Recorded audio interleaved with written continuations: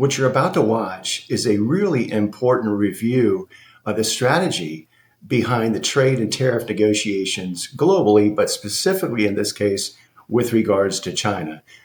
Strategy not just with regards to trade and tariffs with China, but also strategic manufacturing and setting the correct priorities. Here we go.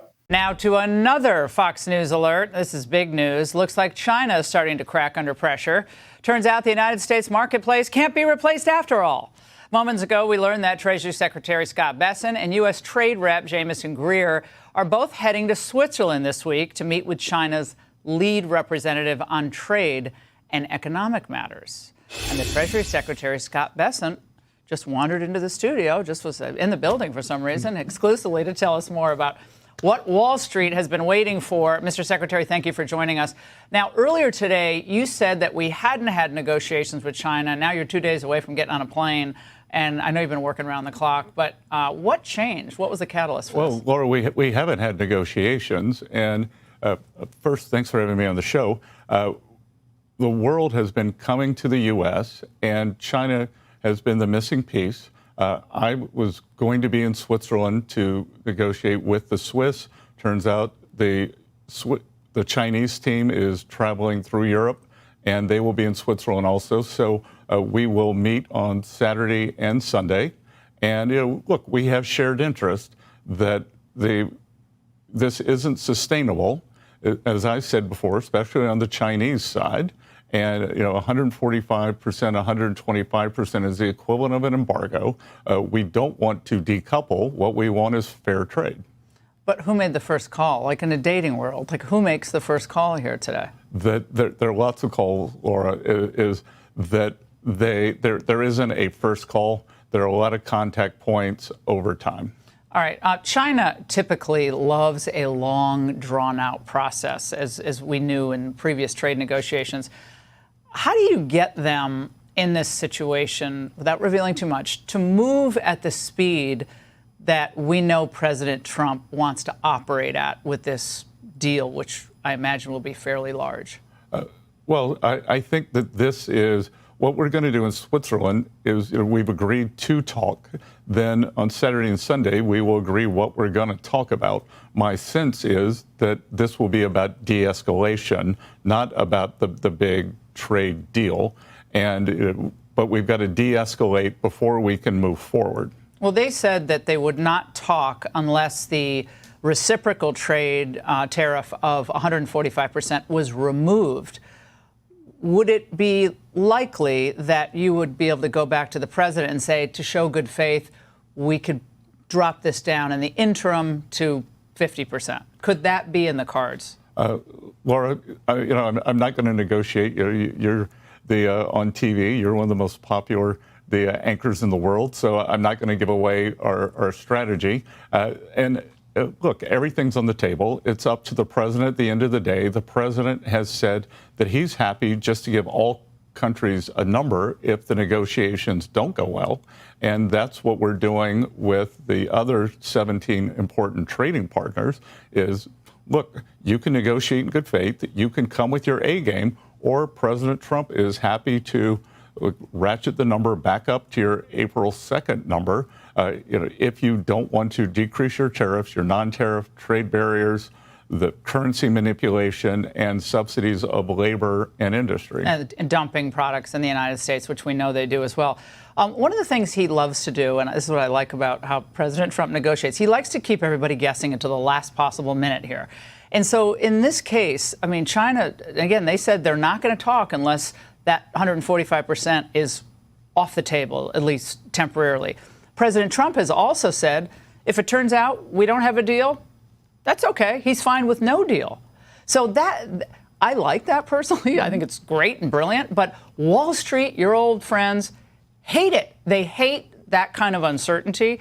What do you say to them tonight, given President Trump's comments about, well, we don't have a deal. We don't have a deal. We'll survive. Well, Laura, it's called, in game theory, it's called strategic uncertainty, what you're talking about. Nobody does it better than President Trump, and it can be unsettling for the markets. But why are they unsettled? Because they have a lack of information.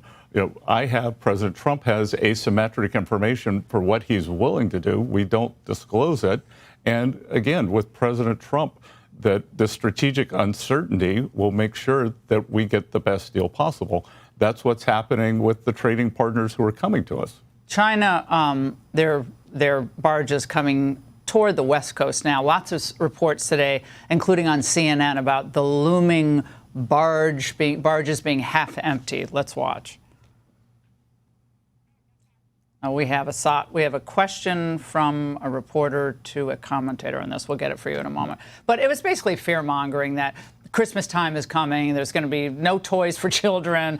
Trump is Grinch, and you all are going to get blamed for this. Was the political pressure and the consumer pressure building to an extent that critics are saying forced your hand? Again, Laura, that I think a lot of American businesses have pre-positioned a lot of inventory. The trade deficit actually jumped because so many people bought in advance. And the companies that I've talked to have done that. So we are going to stick to our guns. But again, the U.S. and China have shared interest. They are the deficit country, though. They sell us about 4 times more than we sell them. So it would be felt harder in China, but we don't want a decoupling. We don't want a decoupling. Why would I'm going to play devil's advocate on that? Why wouldn't we want to decouple from China? We didn't trade with the Soviet Union. That ended up pretty well. Turned out pretty well. They hungered for our goods and desperately wanted what we had, and we didn't give it to them. Since China is our geopolitical adversary, and they have so much power over us because of their industrial base, they make a lot of ships now. We don't make as much at all, as President Trump said. So why wouldn't this be a time to decouple? Well, Laura, let's split that into 2 pieces. So we don't want to decouple over textiles and things like that. What we do want to decouple over is exactly what you said. We want to decouple over strategic industries. And as I said before, the only good thing about COVID was it was a beta test if we were ever cut off from these strategic industries. And President Trump has told the entire trade team this cannot happen again. So whether it's steel, semiconductors, medicines, things like that, we are going to build it here. So we're going to bring back strategic manufacturing. We're going to bring back precision manufacturing, but there's clothing, sneakers. Those aren't essential goods that affect our national security. Well, they don't affect our national security, and there's things that we can make here in those categories, very high-end things. But in terms of mass production, then they can have at it. I listened to Paul Tudor Jones when he's interviewed on television. He's a really smart investor. He had an interesting exchange about where things stand. Watch. You have Trump, who's locked in on tariffs. You have the Fed, who's locked in on not cutting rates. That's not good for the stock market. We'll probably go down to new lows, even when Trump dials back China to 50%. And that's what you're expecting? Oh, I'm sure he'll dial it back to 50 at some time. I mean, I think that's kind of in the market right now. Your response to him?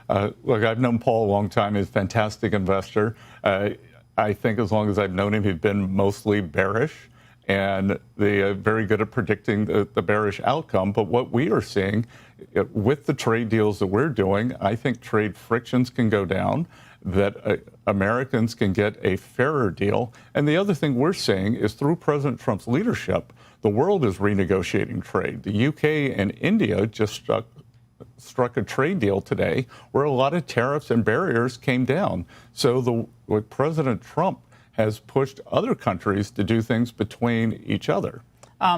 Some companies are just saying we're never coming back to the United States. Mattel, big toy company, hasn't been operating here for some years.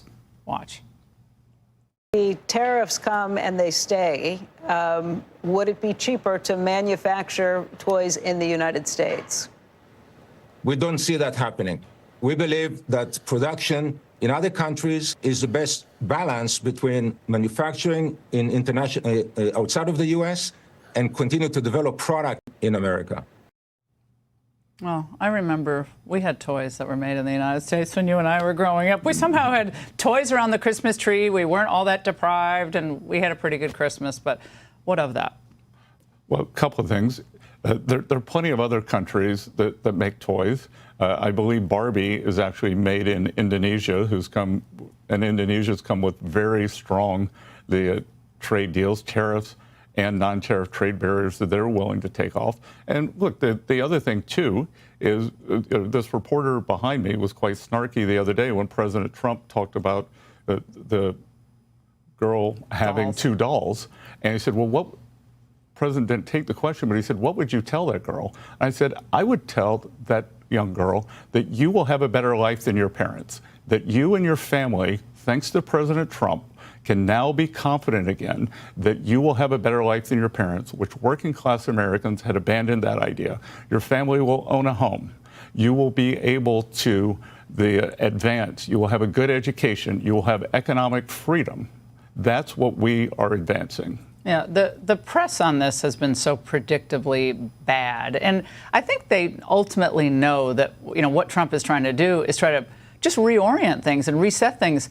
But no one wants what Trump is doing except, the MAGA crowd, the reset crowd. Wall Street doesn't want to do this. They would be happy to roll the dice with the status quo. Is that not the case? But Trump has the courage to do this.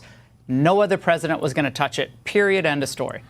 Well, Laura, no one has, and that's how we've gotten here. When President Trump says he doesn't blame the other countries for taking advantage of us, he blames the previous presidents at the Resolute desk. I agree with him, because when these countries come with these good deals, like, this is a great deal. How do we get here? How do we get here?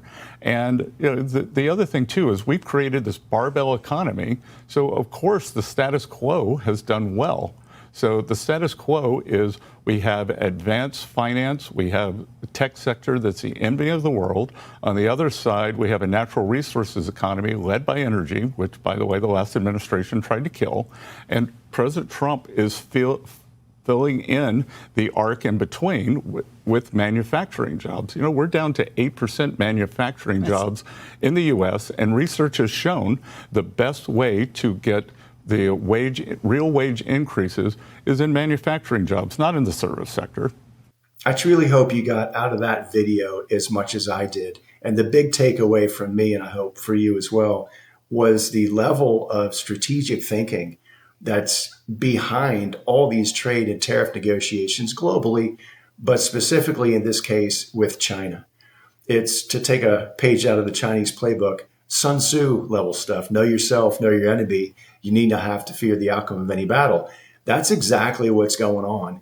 And quite frankly, I have not seen that out of the U.S. for decades. So it's incredibly relieving and heartening in a good way for me to see that we have a president that's focused on the right priorities, and we have a negotiating team that's working with the president that strategically knows exactly what they are doing.